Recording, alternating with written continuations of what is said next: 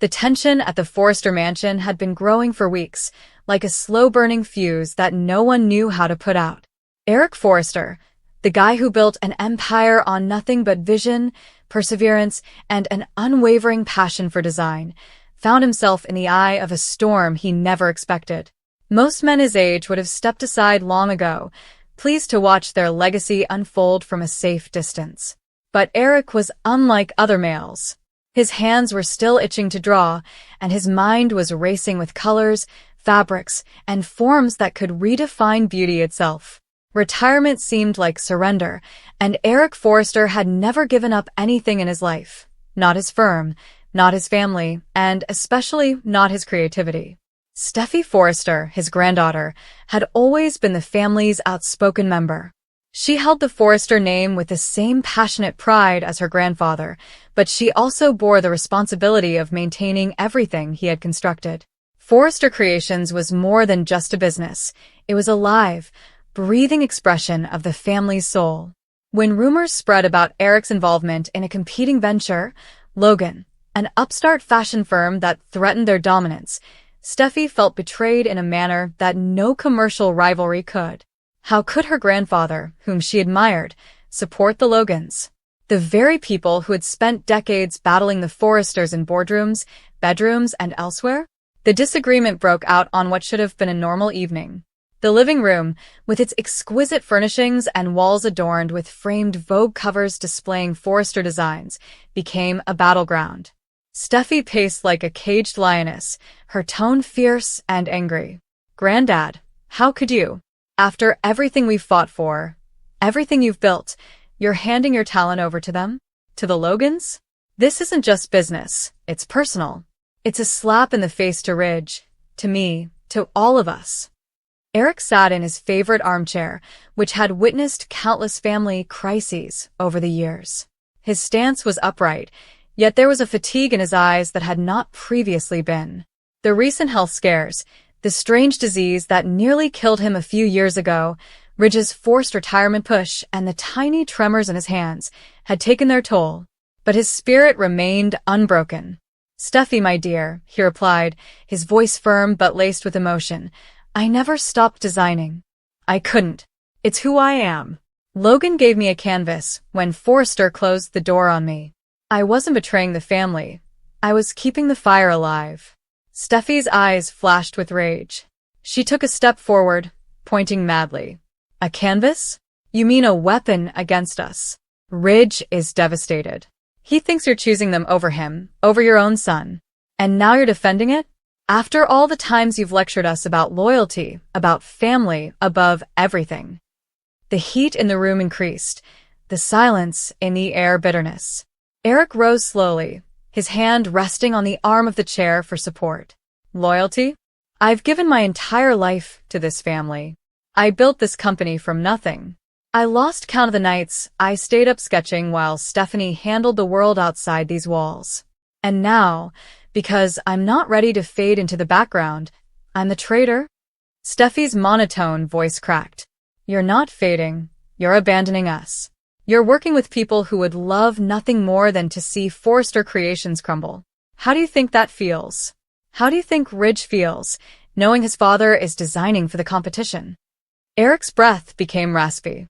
He placed one hand on his chest, as if to settle his heart. "Ridge understands more than you think. He's angry, yes. Hurt, yes. But he knows me. He knows I can't stop creating.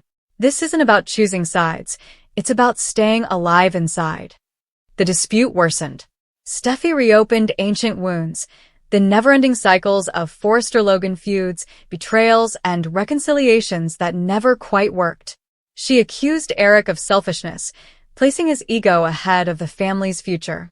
Eric reacted by reminding Steffi of her own bold, often risky, moves to defend the company, moves that cost relationships and trust along the way. Words flew like knives, each hitting harder than the previous. Other members of the family watched from outside the room. Ridge waited in the doorway, torn between intervening and letting his father and daughter sort things out. Brooke stood beside him, her face pale, whispering that they needed to stop this before it escalated. But nobody moved. The confrontation felt unavoidable, like a storm that had been building for years. Eric's face turned red. His voice increased, not in rage, but in desperation. You don't understand, Steffi. None of you do. When they told me to retire, it wasn't just a job they took away, it was my purpose. My reason to wake up every morning. I designed one last collection in secret, poured everything I had into it, and it was magnificent. But instead of celebrating it, Ridge wanted to bury it. Logan saw the genius. They gave me back what Forrester took away. Steffi let out a sigh. And what about us? What about the legacy you're supposed to pass on? You're tearing it apart. Eric took a step closer, his palm raised to span the gap between them. I'm not tearing anything apart. I'm proving that the Forrester spirit doesn't die with a title or an office. It lives in the work, in the art. His words hung in the air, but something changed. Eric's breath caught quickly. He grasped his chest again, this time with greater urgency. His knees buckled slightly, and he clutched for the back of the sofa to support himself. Steffi froze, her rage fading in an instant. Granddad, are you okay? Eric started to say, but the words stuck in his mouth. His face contorted with pain. He exclaimed, doubling over. Steffi hurried to his side, grabbing him as he collapsed. Granddad. Ridge. Someone call Finn now. Ridge sprang into the room, his face drained of color. Dad. Eric collapsed to the floor, held by Steffi's arms. His eyes met hers, wide and full of surprise and remorse. Steffi, I'm sorry. I didn't mean. Shh, don't talk, she said softly, her voice shaking. Help is on the way. Just hold on. But Eric's breathing became shallower and raspy. The tension of the fight, the emotional intensity, the underlying fragility of his health, it all came together in that instant. His heart, which had been through so much over the years, heart attacks, poisonings, terminal diseases that turned into miracles, failed under the weight of this final fight. Paramedics arrived quickly, but the situation was chaotic. Finn, Steffi's husband and a brilliant doctor, hurried in and took command, but even he recognized the bleak reality. Eric was drifting away. Monitors beeped erratically. Panic and grief were expressed through overlapping voices. In the hospital, the family gathered in a sterile waiting room that felt too small for the weight of the situation. Steffi sat crouched, rehearsing the disagreement in her head, each harsh word like a knife twisting in her gut. Had her rage pushed him too far? Had she contributed to this? Ridge paced, blaming himself for the retirement pressure that triggered the chain reaction. Brooke attempted to console everyone, but her own tears betrayed her. Doctors appeared eventually, their expressions grim. Eric had undergone a catastrophic cardiac episode, which was caused by extreme stress on an already fragile system. Despite all efforts, he could not be resurrected. The time of death was called shortly after midnight. The word quickly traveled around the industry and audience. Social media exploded with tributes, recollections, and amazement. Eric Forrester, the patriarch, visionary, and heart of the bold and the beautiful, was no longer with us. John Mccook, the actor who had brought the role to life for nearly 4 decades, gave what many today consider his most powerful performance in the show's last scenes with Eric. The funeral was a spectacular occasion, worthy for a legend. Designers from all around the world sent flowers. Models that had previously walked his runways dressed in black couture. The family assembled at the gravesite, united in sadness. Steffi placed a single white rose on the casket and whispered an apology that was never heard. Ridge commented about his father's indomitable character. Brooke remembered the love that had shaped so many chapters. In the days that followed, Forrester Creations felt empty. Eric's designs and quiet encouragement had once filled the design studio, but now it was silent. Steffi immersed herself into her profession, intending to honor his legacy by defending it ferociously. Ridge struggled with remorse, questioning whether he had pushed too much. The Logans expressed their sorrow, but the gap felt bigger than ever. Despite the anguish, something changed. Eric's secret collection, into which he had devoted his soul, surfaced. It was magnificent, a demonstration of his undying genius. The family chose to release it under Forster Creations and dedicate it to him. The show continued as Eric had wished, but with a tremendous sense of loss. Years of stories had culminated in this moment. Eric's life had been marked by triumphs and tragedies, loves and losses, and creations that altered fashion forever. His death, following such a passionate discussion with Steffy, added a depth of sadness that struck a deep chord. It reminded everyone that even the strongest hearts may fail under pressure. The mansion grew quieter. The debates ceased. In their place were memories of a man who loved fiercely, produced endlessly, and left an everlasting impression on everyone he touched. The bold and the beautiful would survive, but it would never be the same without Eric Forster. The Forster mansion had never felt more silent. The enormous chambers that had once echoed with laughter, festivities, and Eric Forster's commanding voice now appeared stuck in time, impossible to alter. The air bore the lingering weight of forcefully said words, boiled over emotions, and a conflict that no one expected to be the family patriarch's final chapter. What began as another tense quarrel between Eric and Steffy quickly escalated into something far more terrible, shaking the whole Forster family and changing their lives forever. Eric had long served as the heart and foundation of the Forster family. He created not simply a fashion business, but also a legacy founded on creativity, loyalty, and family pride. Despite several hurdles, ranging from commercial rivals to domestic conflicts, he maintained a consistent presence. However, the stresses around the company and Forster Creations' future began to weigh hard on him. His quest to demonstrate that he still has the vision and strength to lead frequently pitted him against younger members of the family who believed it was time for a change. Steffy, one of the company's next-generation leaders, had been more upset with Eric's determination to move away. She admired her grandfather greatly, but she also believed the company needed to take a new route. That disparity in perspective had been causing friction for weeks. Conversations that had previously ended in understanding were now ending in irritation, and the distinction between professional disagreement and personal conflict had begun to blur. On the day everything changed, an altercation erupted unexpectedly. It began in the design office, where sketches and fabric samples were spread out across a wide table. Eric had been analyzing the most recent collection, intending to make last-minute tweaks that he thought would improve the line. Steffy entered anticipating a typical discussion, but she quickly learned Eric planned to overturn choices made by the executive team. Her annoyance surfaced very instantly. She attempted to remain cool at first, reminding Eric that the designs had already been approved and that changing them this late could risk the launch.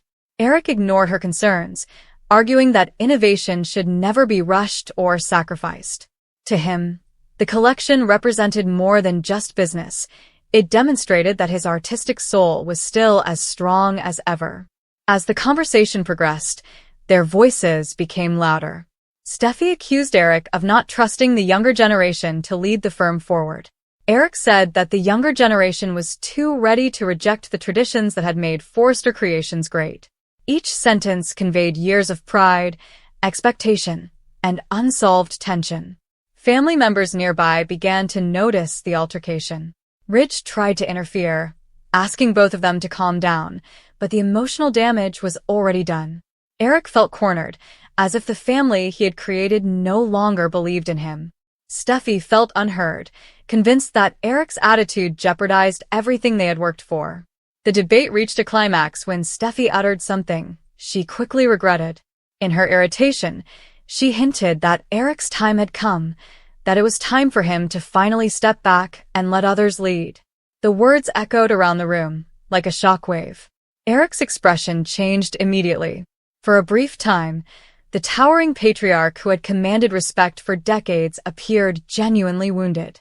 He tried to react, but the agony in his voice indicated that Steffy's comment had touched far deeper than she intended. Before anyone could fix the situation, Eric gripped his chest. At first, no one knew how terrible the situation was. Eric tried to keep himself steady, but his strength swiftly disappeared. Ridge raced forward, and Eric faltered, his face pallid. Panic rippled around the room as the gravity of the situation became apparent. Someone requested medical assistance, while others worked tirelessly to keep Eric conscious. Steffi stood paralyzed, her heart hammering from terror and sorrow. She had just argued with her grandfather. Now she was watching him battle to breathe. The shock was profound. She kept saying she hadn't meant it, and that she admired him more than anyone. However, the comments were hollow in comparison to the terrible scene unfolding in front of her. Paramedics arrived immediately, but the tension within the mansion had already reached a breaking point. Eric was hurried to the hospital, leaving the family in stunned silence. The ride there seemed forever, with tense glances and mumbled prayers. At the hospital, physicians worked tirelessly to keep him stable. The family gathered in the waiting area, each buried in thought. Ridge paced the floor, Brooke tried to console Steffi, and Donna held out hope that Eric would come through as he had so many times before. Steffi could hardly talk. She repeated the disagreement to her head, wishing she could take back the words that had injured him. She had always appreciated Eric's passion, even when it contradicted her own goals. The prospect of their final talk being furious was almost unbearable. Hours passed before the doctor returned with news that none of them expected to hear. Despite their efforts, Eric's heart had been severely damaged. He passed away immediately after arriving at the hospital. As the words sank in, the room became silent. For a minute, no one moved. The loss of Eric Forrester felt unfathomable. He was more than a family member. He was the creator of their entire world. Donna burst into tears, while Ridge attempted to remain composed in front of the rest of the family. Brooke threw her arms around Steffi, who sank into a chair as remorse overcame her. She continued whispering that she never intended things to end this way. The news of Eric's death soon circulated throughout Los Angeles and beyond. Friends, colleagues, and fans of Forrester Creations expressed their sorrow and appreciation for the man who built an empire through ability and drive. The fashion industry grieved the passing of a visionary designer whose influence impacted generations of style. The Forrester family, on the other hand, took the loss personally. Eric's memories pervaded every aspect of their existence. From the company's inception to the innumerable family gatherings at the mansion, his presence had been consistent. The days that followed were full with introspection. Every family member suffered with their own feelings. Ridge remembered what Eric had told him about leadership and creativity. Brooke pondered on Eric's generosity and firm belief in the value of family. Even those who had clashed with him in recent years acknowledged his enormous influence on their lives. Steffi's anguish was accompanied by feelings of regret. She knew their quarrel did not cause Eric's death, but the timing made it tough for her to shake the notion that their conflict was the last thing he saw. The thought tormented her. In quiet moments, she remembered how often Eric had supported her, praising her strength and brilliance. He had always believed she had the potential to become one of the company's most successful CEOs. Realizing how proud he had been of her made the loss all the more difficult. The family eventually congregated at the Forrester mansion for a tribute. The house was adorned with flowers, photographs, and recollections of Eric's extraordinary life. Friends from all stages of his journey gathered to pay their respects. During the service, Ridge discussed his father's legacy. He regarded Eric as a creative designer who also believed strongly in love, forgiveness, and the power of family. His voice wavered as he realized how tough it would be to continue without him. When it was Steffi's turn to speak, she paused briefly. Standing in front of everyone, she acknowledged that her last communication with Eric was an altercation. She did not hide her regret, but she also expressed her admiration for him. She pledged that the future of Forrester Creations would reflect his vision and the ideals he instilled in the family. Everyone in the audience was moved by her emotionally honest statements. It was a reminder that even the most powerful families suffer strife, yet love stays at the heart of their relationships. As the days passed into weeks, the Forresters gradually began to adjust to life without Eric. His absence was felt in every decision, gathering, and creative effort at the company he had established. At Forrester Creations, designers showcased one of Eric's initial sketches in a special display near the main office. It represented the artistic passion that had driven his career. The organization moved onward, guided by the lessons he left behind. Though leadership responsibilities transferred to the younger generation, everyone realized that Eric's energy would always be a part of the brand's DNA. Beyond the fictional world of the Foresters, the moment signaled the end of an era for viewers of the long-running television show. The departure of John Mccook, who had played Eric for decades, marked a significant shift for the series. His portrayal had become synonymous with the character, bringing warmth, authority, and emotional depth to the part. For viewers who had been watching the show for years, saying goodbye to Eric was like losing a familiar presence in their own lives. John Mccook's portrayal helped define the series' heart, and his impact on the show is unparalleled. Even after his departure, Eric Forrester's influence continues to define every plotline involving the family and the corporation he founded. His beliefs of innovation, loyalty, and love continue to serve as guiding principles for individuals bearing the Forrester name. Though his dying moments were fraught with turmoil, Eric Forrester's memory is ultimately built on a lifetime of passion and sacrifice. The dispute with Steffy served as a painful reminder of how delicate relationships can be, but it also inspired the family to value one another more fully. Eric's legacy lives on in the mansion's peaceful halls, where photos of previous generations adorn the walls.